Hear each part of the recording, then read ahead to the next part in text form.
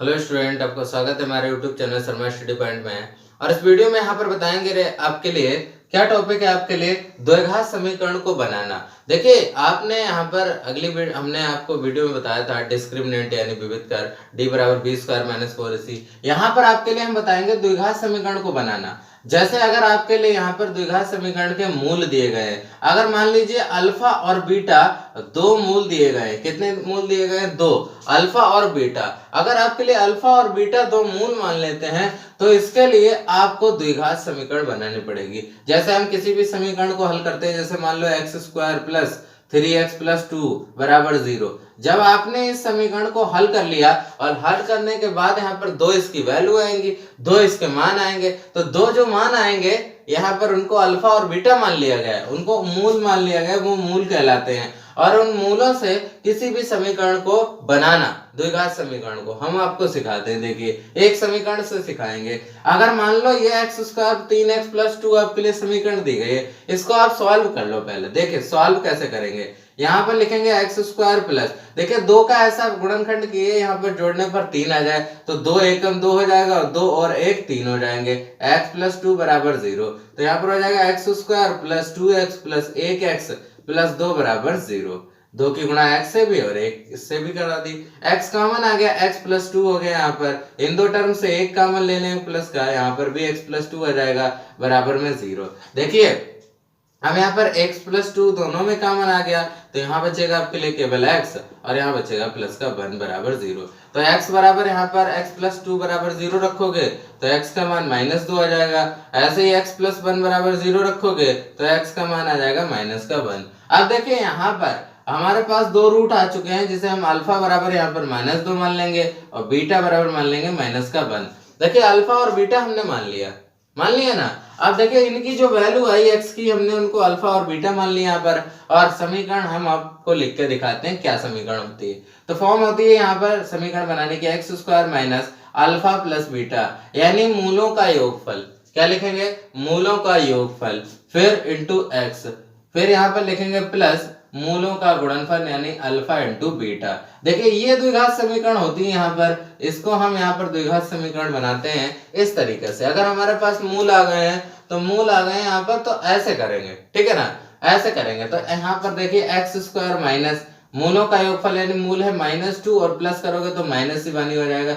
हालांकि मैं लिख देता हूं यहाँ पर ऐसे करके, तो ये लिख दिया into x plus alpha into beta यानी -2 और गुणे में माइनस का 1, तो यहाँ पर ये लिख दिया। अब देखिए इसको सॉल्व कर लेते हैं। एक्स स्क्वायर माइनस का, अब देखिए माइनस का 2 है, ये भी माइनस का ही हो जाएगा, तो माइनस माइनस कितना हो जाएगा?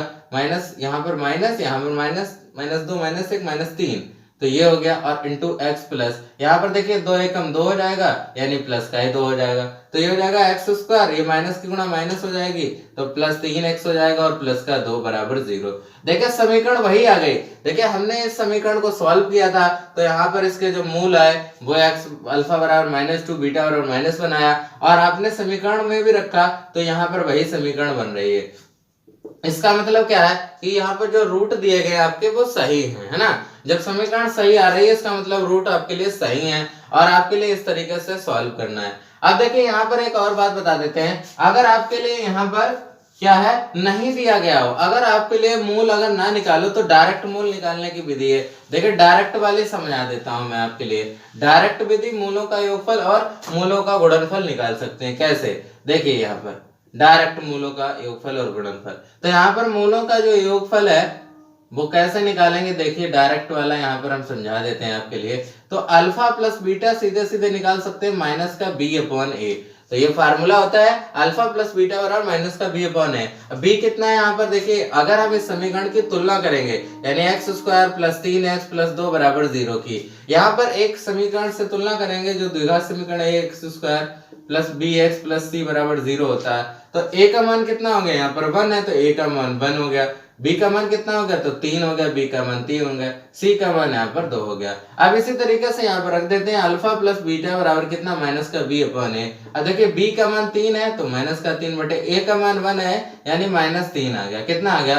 3 आ गया यहाँ पर, ठीक है, क्योंकि यहाँ पर आपने 3x प्लस 2 ले लिया तो यहाँ पर माइनस का बी अपॉन ए आ गया। अब इसी तरीके से देखिए अल्फा प्लस बीटा हो गया, ऐसे ही हम निकालेंगे अल्फा इंटू बीटा, यानी ये होता है सी अपॉन ए। ये आपको बता रहा हूँ अलग से यहाँ पर कि आपके लिए ऐसा समीकरण करना है। तो क्या करेंगे, देखिए अल्फा इंटू बीटा सी अपॉन ए होता है, सी अपॉन ए हो जाएगा। सी का मान यहाँ पर कितना है आपके लिए, तो 2 है, सी का मान 2 हो गया और इंटू ए का मान 1 है, तो यानी यहाँ पर आ गया 2। अब देखिए यहाँ पर इससे भी समीकरण आप निकाल सकते हो इजी तरीके से, ठीक है ना। तो इससे भी समीकरण यहाँ पर निकाल सकते हो, यानी अल्फा प्लस बीटा जो होता है वो मूलों का योगफल यहाँ पर जो है माइनस का बी अपॉन ए होता है और मूलों का गुणनफल सी अपॉन ए होता है। डायरेक्ट समीकरण से निकाल सकते हैं यहाँ पर, ठीक है ना। तो ये भी आपका एक तरीका है और ये बाकी यही तरीका है कि आप जो है इसको सॉल्व कर लीजिए और सिंपली यहाँ पर सॉल्व करने के बाद जो मूल आएंगे उनके लिए समीकरण बना लेंगे, ठीक है ना। उनके लिए समीकरण बना लेंगे और डायरेक्ट भी यहाँ पर डायरेक्ट भी ऐसे निकाल सकते हैं। तो इस तरीके से आप समझ गए होंगे, आपके लिए यहाँ पर इसी तरीके से निकालना। अगर मान लो यहाँ पर एक इक्वेशन दे दिया है एक्स स्क्वायर प्लस 4x, या ऐसे लिख लिए 5x प्लस 4 बराबर 0, तो यहाँ पर भी आप निकाल सकते हैं। अगर इस समीकरण के लिए आप सॉल्व कर लें और अल्फा और बीटा का मान जब आ जाए तो इस समीकरण में यहाँ पर रख दीजिए, जो आपके लिए क्या होती है x square minus alpha plus beta into x plus alpha into beta, यानी मूलों का योगफल फिर मूलों का गुणनफल। तो इसी तरीके से मूल यहाँ पर डायरेक्ट निकाल सकते हैं और यहाँ पर समीकरण में रख देंगे। तो इस तरीके से यहाँ पर सोल्यूशन निकाल सकते हैं आप द्विघात समीकरण का। तो इसी तरीके से आप समीकरण को फॉर्मेट कर सकते हैं, बना सकते हैं द्विघात समीकरण को जब आपके लिए मूल दिए गए हों, ठीक है। तो आप ये समझ गए होंगे पूरा टॉपिक यहाँ पर कि समीकरण को कैसे बनाना है द्विघात समीकरण में जब आपके लिए मूल दिए गए हों। Thank you for watching this video.